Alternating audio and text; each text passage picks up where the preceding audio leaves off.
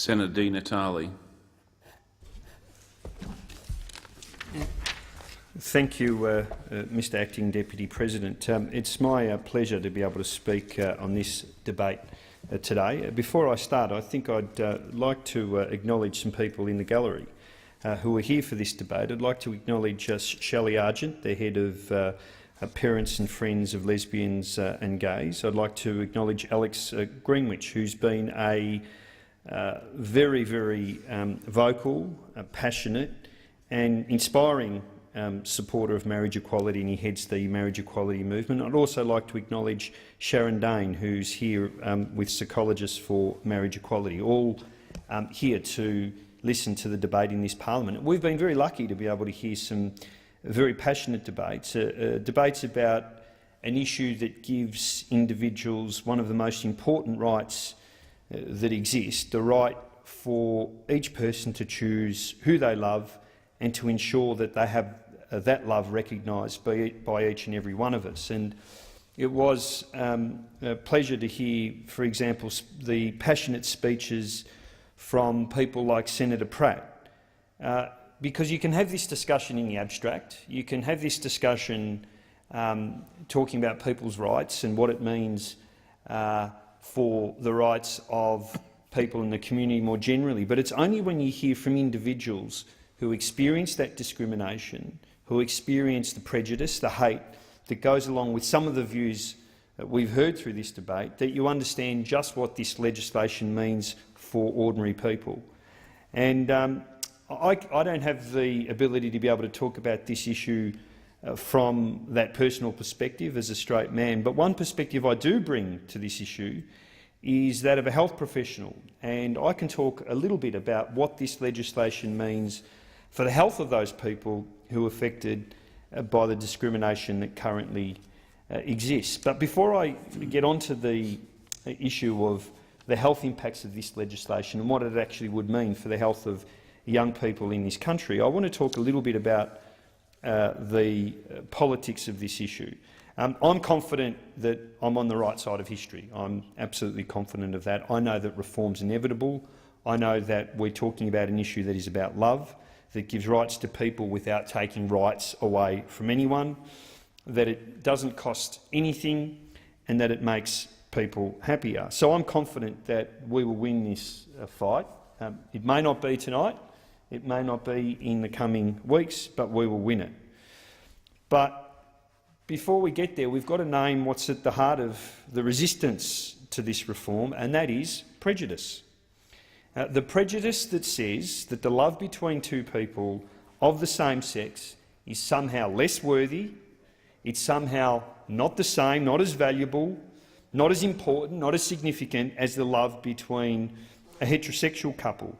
And I keep hearing from people who oppose this change that try and elaborate on their arguments and find a way of expressing their point of view without exposing their prejudice, but they tie themselves up in knots. They can't succeed, because that's what lies at the heart of this debate. But occasionally we also get to hear speeches that don't even try and disguise their prejudice. We had Senator Boswell, for example, last night, who told us that same-sex attracted people weren't normal, that they didn't have any right to bring up children. And I can only imagine what it must be like to be someone like Senator Wong, for example, who has to sit back and listen to that prejudice. They're views that belong in the 1950s, when a woman's place was in the kitchen, when Aboriginal people couldn't vote, when blacks couldn't marry whites. That's where those views belong. And I keep hearing about this notion of family, as though the only family that matters in this country is a heterosexual couple with 2 kids and mum back at home cooking the meal for dad, making sure that the washing's done when dad gets back from work.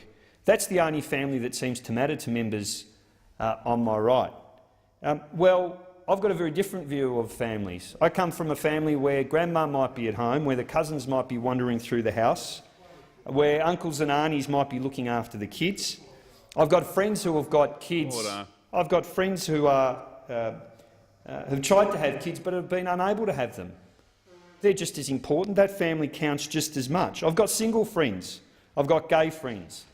A modern, plural Australia means having families that are more than what we hear from one side, which is the traditional nuclear family. That's a view from the 1950s. And I heard the largely incoherent and rambling speech from Senator Joyce, where, again, all the junk science keeps being trotted out, and that we hear the issue of kids being brought up in homosexual couples and the outcomes that they experience, all discredited, the science being very, very clear. The children who are raised from same-sex couples have the same psychological, social and academic outcomes as children raised by opposite-sex couples. We know that now. The science is absolutely clear. But again, all the junk science being trotted out by those people with a vested interest. It's very, very clear that when same-sex parents marry, it improves both the health and well-being of their kids and gives their families really important legal protections. And yet, here we hear from Senator Joyce that somehow, if you don't pass on your genetic material to your offspring, that diminishes the relationship you have with your children. How offensive, not just to people who are considering same-sex couples, but what about parents who adopt?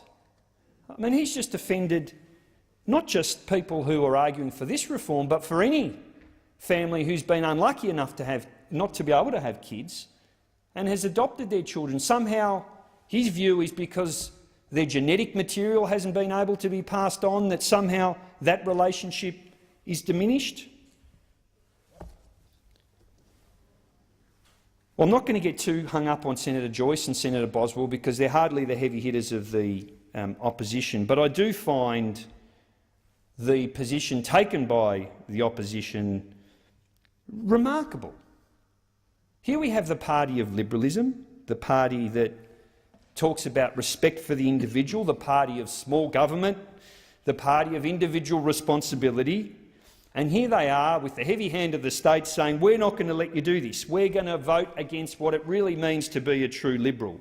And worse still, not to have the guts or the courage to allow members of their party a conscience vote, to deny them a conscience vote on this issue, running away from a debate that you know you will lose. You know you will lose. Gutless. Absolutely gutless. I have to reserve some of my criticism for the government.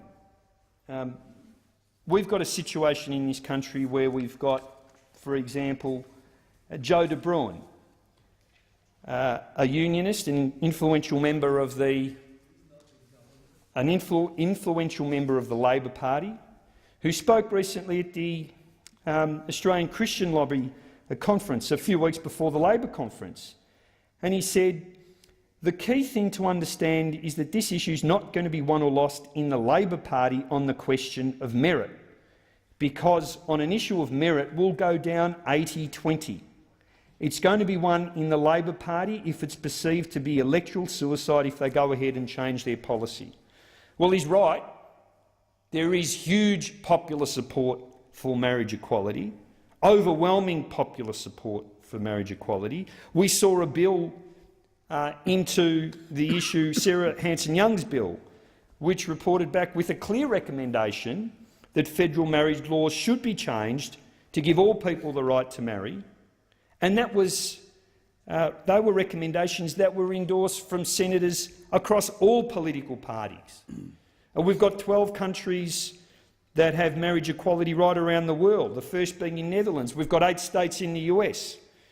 We've got Barack Obama, who has shown some leadership and whose views have evolved and has now voiced support for same-sex marriage. We've got a Conservative Prime Minister in New Zealand with the marriage equality bill coming before that parliament. And we've got David Cameron, another Conservative leader,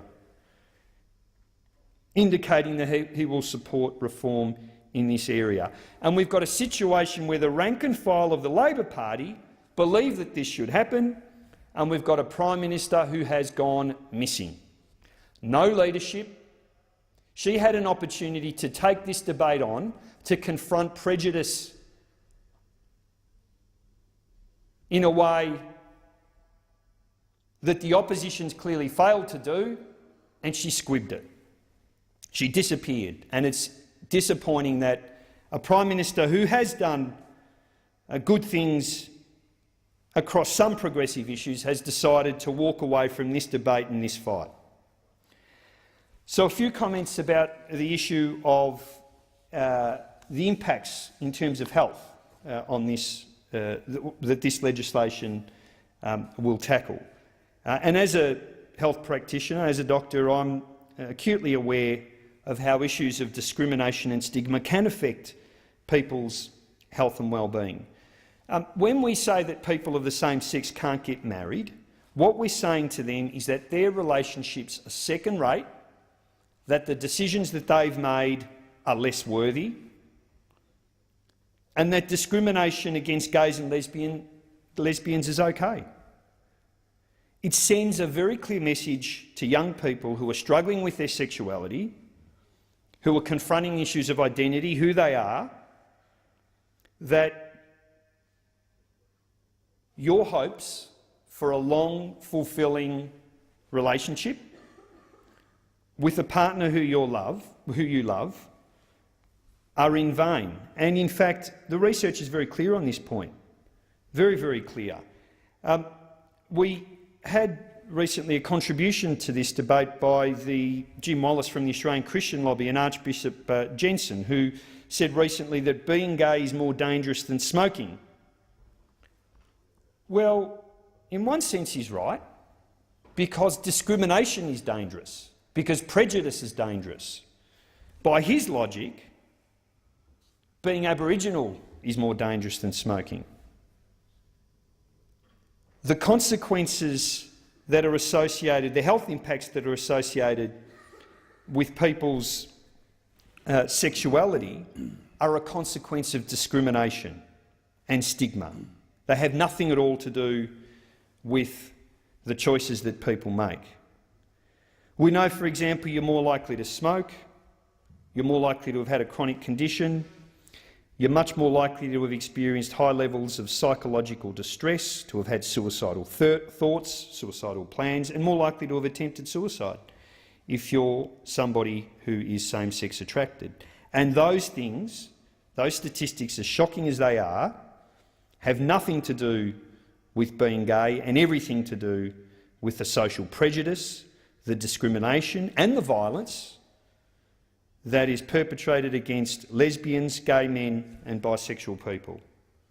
And we know that the work in this area has been done for a number of years, that we have a psychological condition where people who are part of a minority experience particular stresses that are the consequence of the adverse social conditions that are experienced by members within a stigmatised social group. And we saw one of those submissions to the recent Senate inquiry, pointing to the extensive research that demonstrates that one of the major implications for people who experience this sort of stress is that it increases their vulnerability to mental illness, because people internalise those negative messages, the messages that come from stigma and discrimination. So it's really critical that we tackle this issue head-on. But we also need to tackle those people who make contributions in this debate, who make an argument that suggests that it's something to do with the decision or the very essence of being a same-sex attracted person, rather than the consequences that flow from the hurtful language that those very people themselves demonstrate. So it's clear that we need to do everything we can, and I can tell you, when you've got a young kid sitting in front of you who presents with a history of depression, anxiety, suicidal thoughts, and is wrestling with the notion that they may be same-sex attracted, and we as a community send out messages to that young child that say, well, your love is somehow wrong, that the attraction you feel for another person is somehow wrong, we make that person's health worse. So if this issue is nothing else, it is a health issue as much as it is an issue about the basic rights of individuals. Look, I'm confident that we are going to make progress in this area. I'm absolutely confident of that.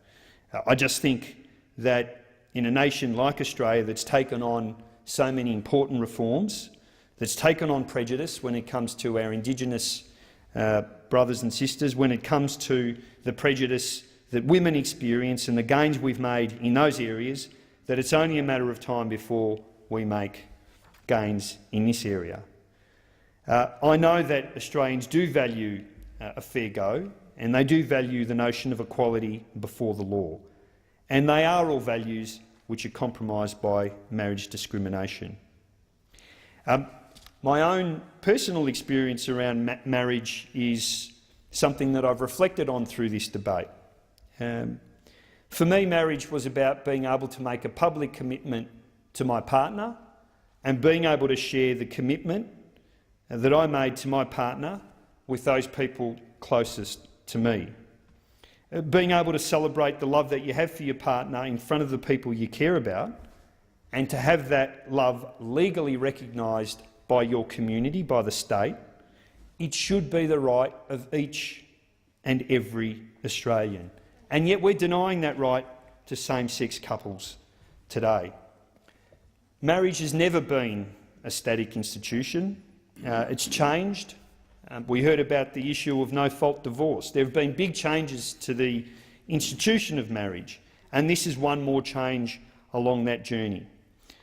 By legislating for marriage equality, we do send a positive message to young people who are coming out and coming to terms with their sexuality, that your community accepts you, that your relationships are equal and valid, and that your community loves you just as they love every member of that community. It's no longer acceptable for both Julia Gillard and Tony Abbott to impose their views on the entire Australian community. If nothing else, they should move out of the way and ensure that all of us in this place are able to express our views as individuals in an attempt to stamp out discrimination by legislating for equality in the Marriage Act. Love doesn't discriminate, and neither should our laws. The time will come. It's only a matter of time. And as my colleague Senator Ludlam said, I'm sure it will be soon. It'll be a great day for this parliament, and I welcome that day.